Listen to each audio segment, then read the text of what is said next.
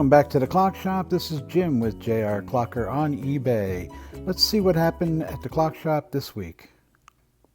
Today I'm going to help out a viewer who wanted to know how to balance their clock. They have it on a level surface, but they can't get it balanced. Or one of two things: they have a wall clock up and it's balanced. They have a level on the base and it's level, and so they want to know how to balance it. So this will be in two forms today. We're going to be working first with this clock movement, which is a Yankee 8-day time and strike brass movement from Connecticut, probably early 1900s, late 1800s. Anyway, if you look down here, this is our little computer, and it shows it's in pretty good balance. Now I'm going to take it out of balance here, and I'm going to have you watch it. A couple things. This is a leader wire. This is the verge back here, and this is right here what we call the crutch. All right, you're going to be dealing with the crutch today. This is in balance. We're going to take it out of balance. And to do that, all you have to do, see, this is a reverse C. Sometimes it's on this side, we call it a regular C. We just take curve out of the C. I'm gonna put the speaker on so you can hear it better. Oh, I did it so bad at the. So if you have a clock at home and you go, well, if I put it up on, if I put something under the feet on the right-hand side, it runs fine. But as soon as I put it on a level surface, it doesn't. Well, that's what's going on right here. So this, now we're pretty good. It's still favoring this side a little bit, so. All right, so what we do is just change that back to, I'm going to turn this off because we're getting some feedback. But I think you can still hear it. So to change it, all you're going to do is put some curve back in the crutch wire.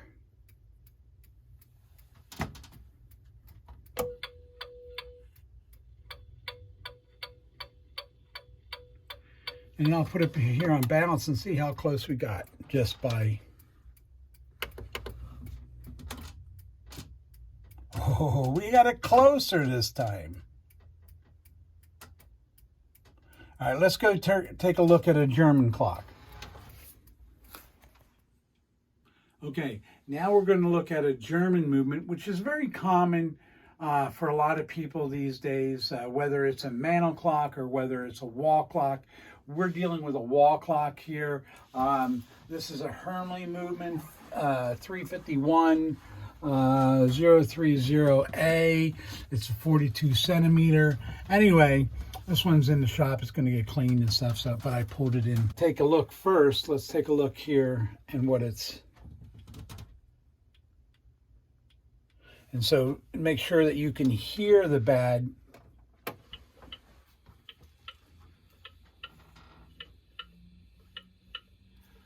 It doesn't sound like a beat, like a drum beat. Boom, boom, boom, boom, boom, boom, boom, boom. So that's what we're sitting here to do. This is what you're going to be listening for, is a nice, even beat.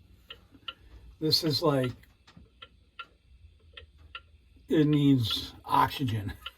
Anyway, we're going to deal with the same thing again. The verge is up in here inside this time.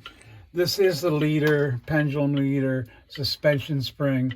This is still the crutch. So it's the same basic thing. All right, so I will tell you right now, if it takes a long time to go this way to click and short going back, and that's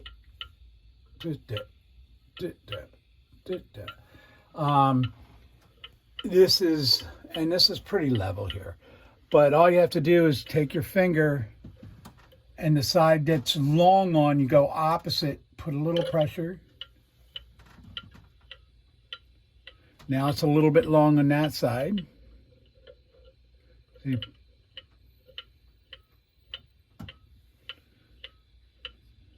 Let's go see if it's better. Well, it's definitely sounding better.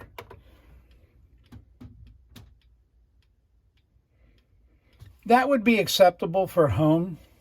We like to get it a little closer than that.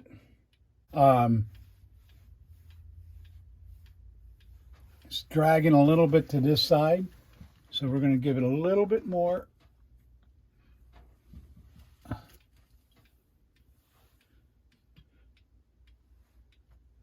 And I dragged it too far.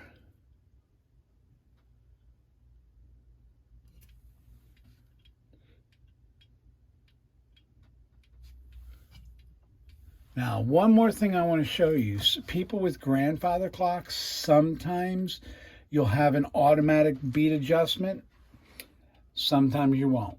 But you can still do this little trick here. If you have an automatic beat adjustment, it will work. If you don't, it just won't work. But you bring the pendulum over to one wall of the grandfather clock and just let it go.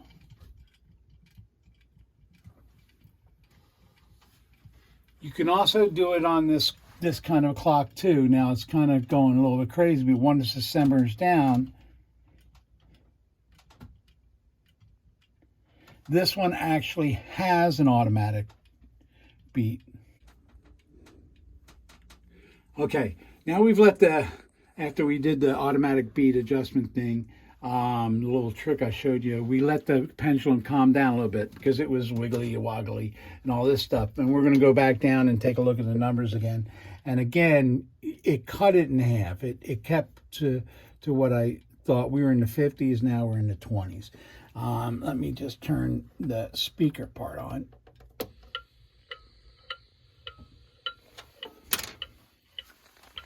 Boom, boom, boom, boom, boom, boom, boom, boom.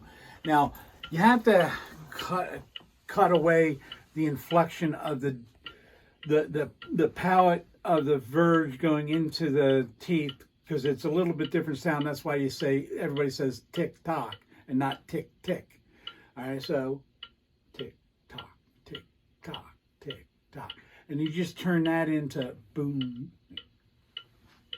Boom, boom, boom, boom, boom, boom, boom, boom. And you'll be able to hear it better that you're actually in beat.